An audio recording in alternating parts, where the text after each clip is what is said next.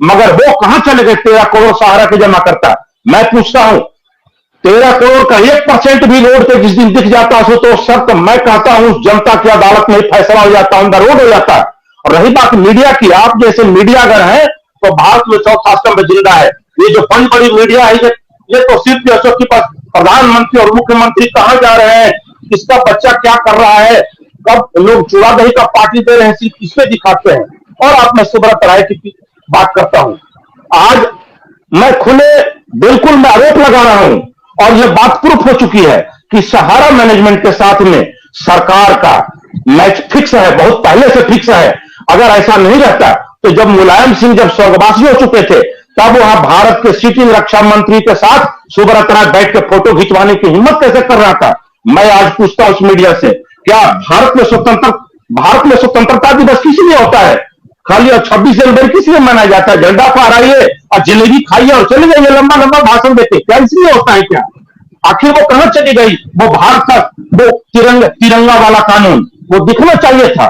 एक आदमी को छोटे से केस में फंसा दिया जाता है तो उससे सैफई हो जाती है। सैफई में आए थे मुलायम सिंह, खत्म हुए थे, वहां पे गिरफ्तार कर लेते सर। सैफई में आए थे मुलायम सिंह, खत्म हुए तब भी आए थे सुब्रत राय। बिल्कुल बिल्कुल, सुब्रत राय, वही मैं कह रहा हूं, सुब्रत राय कई मंचों पे आए और कई जगह दिखे और हिम्मत उनकी देखिए, सुब्रत राय की हिम्मत देखिए और सरकार का 60 का फोटो देखिए, वो कई मीडिया में वायरल है। हमारे कई साथी जो भी लाइव में ऐसे भी देख रहे हैं और जान रहे हैं और कई ग्रुप में वायरल है।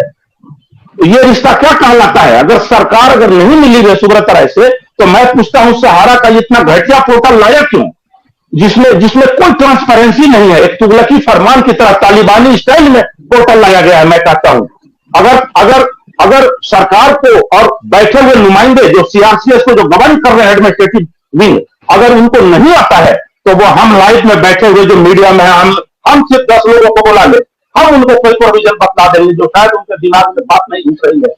सरकार का यदि नियत अच्छा रहता तो मैं कहता हूं आशुतोष सर, ये जो सहकारिता मंत्री है अमित शाह, मैं इनको कहता हूं जुमलाबाद पार्टी के जुमलेबाज नेता।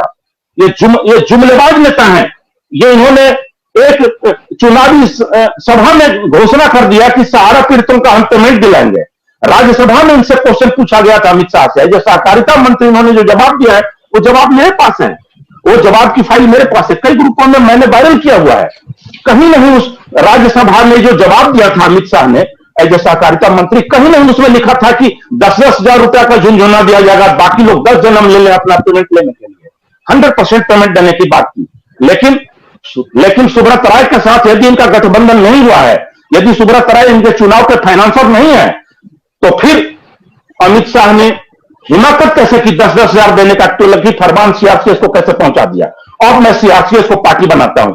सीआरसीएस है क्या? एक संविधान का एक नपा तुला कानून के तहत एक स्ट्रक्चर है, एक अथॉरिटी है जिसका काम कुछ पैरामीटर के तहत बंधा हुआ है, उनको उसका पालन करना चाहिए था, मगर सीआरसीएस ने भी उसका पालन नहीं किया।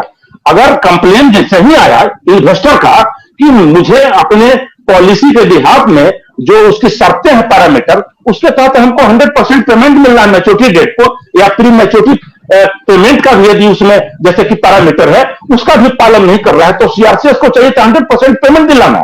सीआरसीएस ने प्रयास किया। जो लोग रजिस्ट्री पोस्ट से जो अप्लाई किए या जो वेबसाइट पे जो किए, पोर्टल आने से पहले की बात है सुतोष सर, वो सीआरसीएस उन एप्लीकेंट के पेमेंट हेतु दिल्ली हाई कोर्ट में 1 बैच से लेकर 4 बैच तक का जो पीआईएल जो फाइल किया उसके पेमेंट ऑर्डर भी वायरल है, उसका कभी भी पालन नहीं किया सुब्रत राय ने 100%। तो क्यों नहीं सीआरसीएस जो है सो कि जिस प्रकार से भी सुप्रीम कोर्ट में चला गया सुब्रत राय के विरुद्ध में कोर्ट ऑफ कंटेम्प्ट, क्यों नहीं सीआरसीएस चला गया सुप्रीम कोर्ट में या तो दिल्ली हाई कोर्ट में सहारा मैनेजमेंट के विरुद्ध में? ये रिश्ता क्या कहलाता है? मैं तो कहता हूं, साफ साफ आरोप लगा रहा हूं as advocate, as a party प्रवक्ता, सीआरसीएस ने अपने दायित्वों का पालन नहीं किया है। उसके जो बैठे हुए जितने आईएएस आईपीएस अधिकारी भ्रष्ट है, या तो उन्होंने जानबूझ के आंखें बंद कर रखी है, ये महंगा पड़ेगा आने वाला चुनाव में। हम तो कोर्ट में जा रहे हैं, विश्व भारतीय जनसेवा मंच में बता दूं कि मैं बहुत जल्दी कोर्ट में मूव करने वाला हूं। सभी सहारा पीड़ितों की पेमेंट के लिए हम आवाज उठाने वाले हैं, लेकिन वहां सीआरसीएस भी पार्टी बनेगी और सरकार भी पार्टी बनेगी। और अमित शाह बहुत चिल्ला के कहते हैं कि हमने कांग्रेस का दिया हुआ जो कष्ट था भारत को वो दूर कर दिया क्या भाई? तो 370 और धारा 35 से कश्मीर को हमने भारत का भी नंग बना दिया। चलो अच्छी बात है, लेकिन ये दूसरा बात इन्होंने कहा था कि एक एक भारतीय को हम आर्थिक आजादी से मुक्ति दिलाएंगे, विदेशों से काला धन लाएंगे और 15-15 लाख नहीं तो 15-15 हजार हर भारतीय के जेब में जाएगा, उसके अकाउंट में।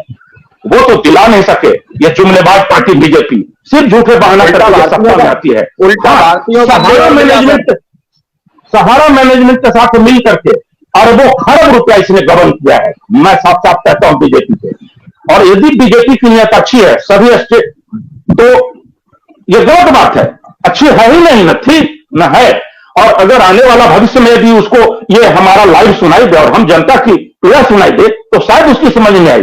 मोदी जी कहते हैं हमारी मां बहुत गरीब थी, लोगों के घरों में दाई का काम करती थी, जूठे बर्तन मांझ करके खाना खिलाती थी, वो दुख हमें देख करके हमें भी आंखों में आंसू आया था। अभी भी मैं सोचता हूं तो मैं रोता हूं, लेकिन मैं उस आज मोदी से पूछता हूं, सरकार से पूछता हूं, आज तो आप पावर में है, आज तो आप भूखे नंगे नहीं है, आज तो आप पावर का यूज कर सकते हैं।